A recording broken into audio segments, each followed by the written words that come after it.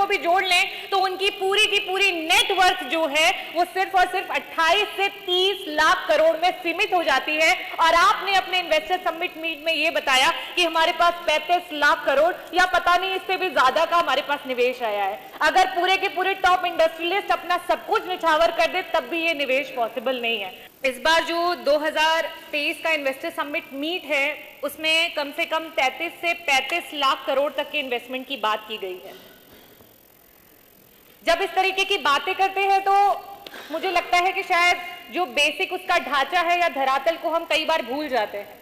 अध्यक्ष जी, भारत के जो टॉप 10 हमारे इंडस्ट्रियलिस्ट हैं, अगर उनके हम नेटवर्थ की बात करें कि उनके पास टोटल कितना नेटवर्थ है, तो मुकेश अंबानी के पास 7.2 लाख करोड़ है, गौतम अडानी के पास 7.2 लाख करोड़ है, शिव नादर के पास 2.2 लाख करोड़ है, साइरस पूनावाला के पास 1.8 लाख करोड़ है, राधा किशन दमानी के पास 1.6 लाख करोड़ है, लक्ष्मी मित्तल के पास 1.4 लाख करोड़ है, कुमार बिरला के पास 3.5 लाख करोड़ है और दिलीप शांघवी के पास 1.2 लाख करोड़ है। अगर पलोनी मिस्त्री के पास बात करें तो 1.2 लाख करोड़ है और उदय कोटक के पास 1.1 लाख करोड़ है। भारत के अगर हम टॉप 10 इंडस्ट्रियलिस्ट को भी जोड़ लें तो उनकी पूरी की पूरी नेटवर्थ जो है वो सिर्फ और सिर्फ 28 से 30 लाख करोड़ में सीमित हो जाती है। और आपने अपने इन्वेस्टर समिट मीट में ये बताया कि हमारे पास 35 लाख करोड़ या पता नहीं इससे भी ज्यादा का हमारे पास निवेश आया है। अगर पूरे के पूरे टॉप इंडस्ट्रियलिस्ट अपना सब कुछ निछावर कर दे तब भी ये निवेश पॉसिबल नहीं है।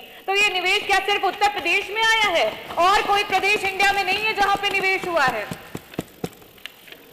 अध्यक्ष जी,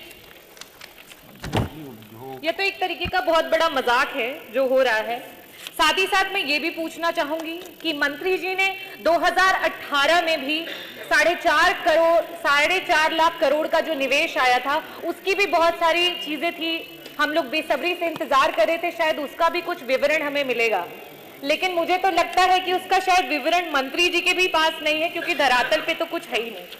आज सरकार बात करती है ईज ऑफ डूइंग बिजनेस की बातें करती है। 4.5 लाख करोड़ का जो आपका निवेश हुआ 2018 में, अगर 5 वर्षों में देखा जाए तो उसका 50% का भी सरकार हमें ब्यौरा नहीं दिखा सकती है कि उन्होंने 5 सालों में उससे क्या चीजें करी हुई हैं। हम ईज ऑफ डूइंग बिजनेस का सिर्फ और सिर्फ दिखावा करते हैं। पहले तो हम नोएडा में और उसके आसपास में जो भी हमारे बिजनेसमैन, जो भी इंडस्ट्रियलिस्ट अपनी इंडस्ट्रीज को डालने आते हैं, उनको कहते हैं कि हम आपको 15,000 रुपए पर स्क्वायर फीट पे आपको जमीन देंगे।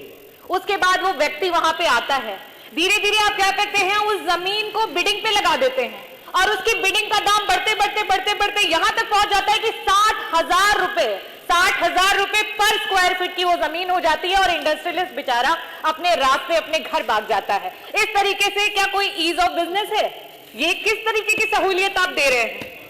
2018 में जो आपका इन्वेस्टर समिट मीट हुआ उसमें आपने जनता को बड़े सुनहरे सपने दिखाए और आपने बताया कि जितने भी एक्सप्रेसवेज हैं उन सब एक्सप्रेसवेज के पास हम जमीन का आवंटन करेंगे और वहां कहीं ना कहीं हम कोई ना कोई इंडस्ट्री लगाएंगे। आज किसी भी एक्सप्रेसवे के पास एक भी इंडस्ट्री अगर आपने खड़ी की हो तो प्लीज उसका विवरण आज आप जरूर दें। यहां पे बात हुई प्रधानमंत्री जी के द्वारा, प्रधानमंत्री जी ने डिफेंस इंडस्ट्रियल कॉरिडोर की बात की। उन्होंने कहा कि हम डिफेंस में जो बाहर के देशों से खरीदते हैं उस अपने पैसे को हम बचाएंगे और अपने ही देश में हम उस चीज को बनाएंगे। लखनऊ, कानपुर, झांसी, आगरा, अलीगढ़, चित्रकूट होते हुए डिफेंस कॉरिडोर शुरू होगा। आज हम देखते हैं और हम ढूंढते हैं कि वो डिफेंस कॉरिडोर है कहां। मैं इस साइड को छोड़ के सामने से भी पूछती हूँ, क्या आपको डिफेंस कॉरिडोर कहीं पे दिखाई दिया? अगर दिखाई दिया हो तो प्लीज मुझे भी बताइएगा। हम जो हमारे इंडस्ट्रियलिस्ट आते हैं, इन्वेस्टर्स आते हैं, उन्हें बोलते हैं कि हम आपको कम दाम पे बिजली देंगे, और लेकिन जब वो अपना काम शुरू करते हैं तो आपके बिजलियों के दाम तो दूसरे प्रदेशों से भी ऊपर पहुंच जाते हैं। क्या इसको हम ईज ऑफ बिजनेस कहते हैं? आप लोग बात करते हैं इतने बड़े बड़े निवेशों की। मैं बोलना चाहूंगी कि समाजवादी सरकार जो थी उसने जो काम किया वो कम से कम धरातल पे दिखता है। हमने दिया इकाना स्टेडियम, हमने उसके सामने दिया पलाजियो, हमने आपके मुख्यमंत्री जी जिसमें बैठते हैं हमारे मुख्यमंत्री जी जिसमें बैठते हैं वो लोक निर्माण की इमारत को दिया। हमने वर्ल्ड क्लास और मुझे लगता है कि पूरे देश में सबसे सुंदर जो पुलिस हेडक्वार्टर है वो हमने दिया। जो मेट्रो आज रन कर रही है वो हमने दिया। जनेश्वर मिश्र पार्क हमने दिया। गोरखपुर में एम्स हमने दिया। मेदांता हॉस्पिटल दिया।